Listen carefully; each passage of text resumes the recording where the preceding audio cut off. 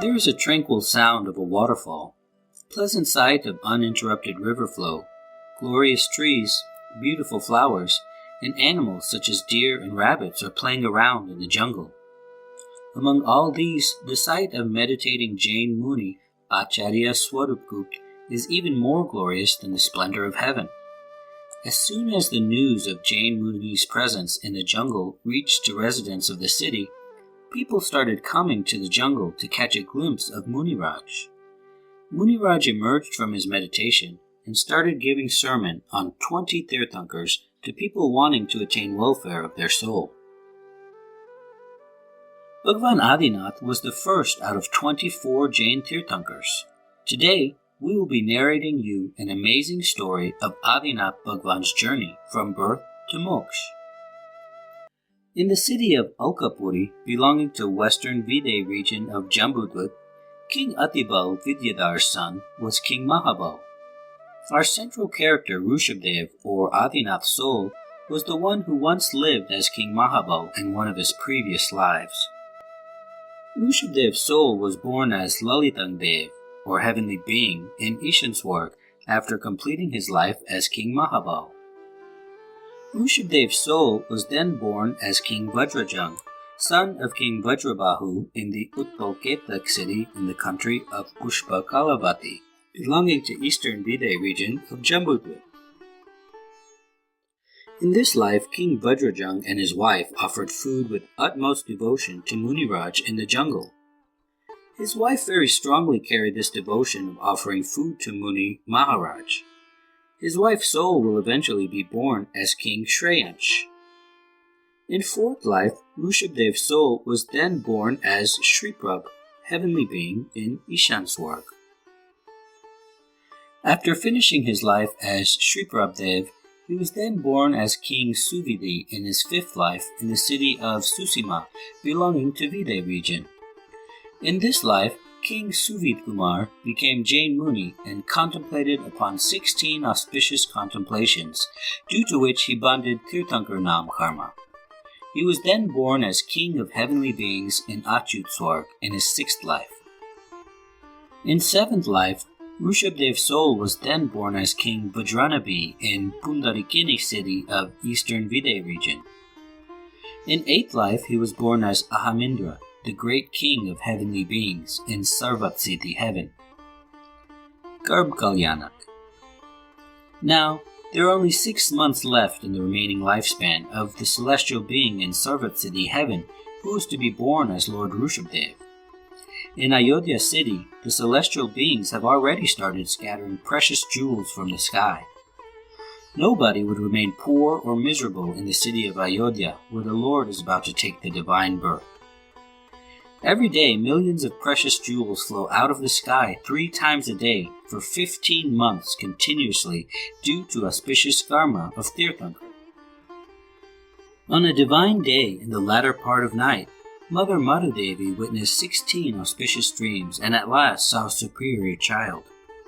In the morning, the mother mentioned it to the king that she has witnessed 16 divine dreams that night, and she wished to know their meaning from him. King Nabiraya learned the meaning of those dreams using his extrasensory knowledge, or Abdinyan. Then he said, Bharakshetra's first Tirthankar Rishabhdev's Jeev has arrived in your womb. He would be full of great qualities, special abilities, and tremendous power, and become an achiever of omniscience, or Kevalgyan, which is the knowledge of everything about its past, present, and future.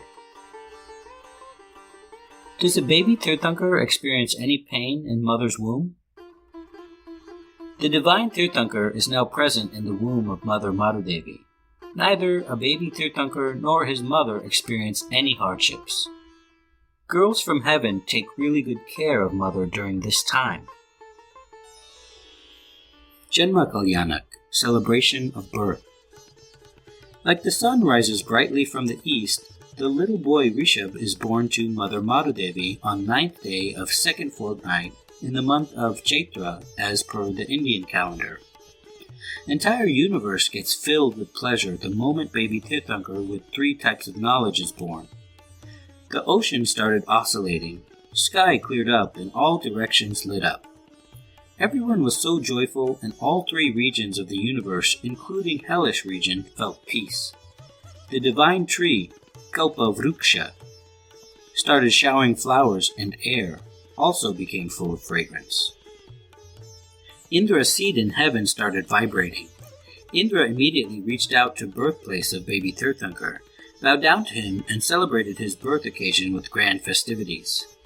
The entire city of Ayodhya is immersed into joy of baby Tirthankar because time has come for every living being's welfare. The great personality who removes darkness of ignorance through the light of true knowledge has been born. Salute to the great Tirthankar. Indrani Shachi and Indra took the baby Tirthankar on the grand Arevat elephant to the Sumeru mountain for the bathing ceremony. Indra kept staring at amazing Tirthankar by making 1,000 eyes, but still remained unsatisfied. He started thinking, "Hey divine Tirthankar, you are the great one to enlighten omniscience. The entire universe shall acquire knowledge through your divine omniscience. You are the Guru of Gurus and full of divine qualities, and therefore I bow down to you." On Sumeru mountain, inside the Panduk jungle and above crystalline rock, there is the best seat of throne. The baby Tirthankar is on that throne, and the heavenly beings sat surrounding it from all sides. Those heavenly beings passed container full of water, and the Indra manufactured 1,000 hands of his to take them all simultaneously. Millions of heavenly beings celebrated joyfully when Indra started pouring water on baby Tirthankar's head. Childhood. Child Rishabh's activities are wondersome. He possessed a mild smile. Like a growing moon, his childhood has brought pleasure to the entire world. The child Rishabh plays with other heavenly kids in crystalline dust and makes everyone very happy. Tirthankar's childhood of 2 million purva, which is a long time, was spent happily. From the childhood, he is very extraordinarily talented, very intelligent, so handsome, and full of tremendous physical power. From the childhood, Rishabhdev had a very strong physique, very handsome look, and extraordinary talent. His blood is of white color and no dirt or excreta in his body. There are 1,008 auspicious signs like the swastika and the lotus on his body. The king Nabire joyfully held Rishabh Kumar's wedding with two sisters named Yashotri and Sunanda, who are sisters of two kings, Kacha and Mahakacha, respectively. Heavenly beings also attend the wedding. The king Rishabhdev and his queen spent their life very happily. The queen Yashotri gives birth to all-conquering Chakravarti Bharat, 100 sons and daughter named Brahmi. The queen Sunanda gives birth to the first Kamdev, most handsome man of his time, Bahubali, and daughter named Sundari. Once upon a time, the king Rishabhdev sat on the throne. At that time, he sat both of his daughters in his lap and taught them the alphabet and numbers, which started the tradition of alphabet and numbers in the world. Brahmi and Sundari mastered the grammar, mathematics, and other literary subjects, and 102 sons mastered the art of warriors and other similar crafts. However, science of the self-realization was the prime knowledge among everything.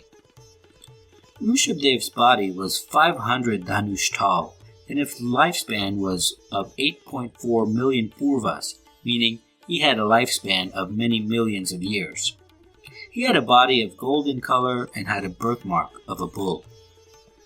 The king Rishabhdev looked after his kingdom very well, and also taught them knowledge of various occupations such as agriculture, sculpture, teaching, business, and literature for earning livelihood. He also initiated a system of income tax to run the kingdom. From this time onwards, the land of efforts, or Karmabhumi, started. The king Rishabhdev showed the people of his kingdom on how to use ikshudas, meaning sugarcane juice. Therefore, his lineage was called Ikshvaku. Tattva Kalyanak, celebration of renunciation. Who became instrumental in Rishabhdev's detachment from worldly life? King Rishabhdev's birthday was being celebrated with a lot of joy. The king of heavenly beings, known as Indra, arrived with fairies to participate in the ceremony. One of the fairies, named Nilanjana, started dancing beautifully and made everyone feel very pleasant. While Nilanjana was dancing passionately, She quickly disappeared because her lifespan ended while dancing. Indra quickly dispatched another look-alike heavenly lady who replaced Nilanjana and started dancing in her place. Indra was able to make this happen so quickly that most people didn't realize this. However, King Rishabhdev understood through his extrasensory knowledge that Nilanjana had passed away, and he started contemplating upon the transitoriness of life and worldly affairs. He thought that all worldly objects are temporary, just like Nilanjana's beautiful body. What purpose do they serve to me? These worldly enjoyments are burdensome.